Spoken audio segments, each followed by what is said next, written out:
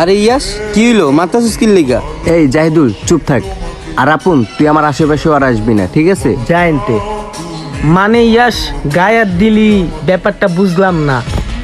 মানে তোদের কাছে আসতে মানা করতাছস? ঠিক আছে আসলাম না। আমি তোরে যাইতে না বলছি তুই যাবি না। ও তোর খালাতো ভাই হোক আর ফুফাতো ভাই হোক, ও তো ছেলে নাকি? আর এমনিতেই আমার মেজাজটা গরম আছে, তুই ফোন রাখ ভাই, আমি তোর সাথে পরে কথা বলি। আরে মামা এত রাগ কথা সুস্কিল লিগা? শোন একটা কথা বলি। আচ্ছা বল। দোষ আপনের লগে নাকি তোর ঝামেলা, আর আমি আপনটা অনেকদিন ধরে মারতে চাইতেছি, খালি তোর লগে পারি না। আর নাকি তোর বেস্ট ফ্রেন্ড।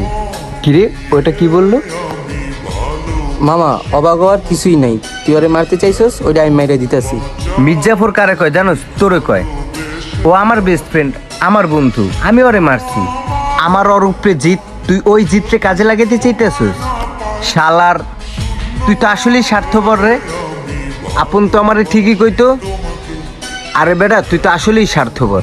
যাই হোক, যা হয় ভালো লেগেই হয়।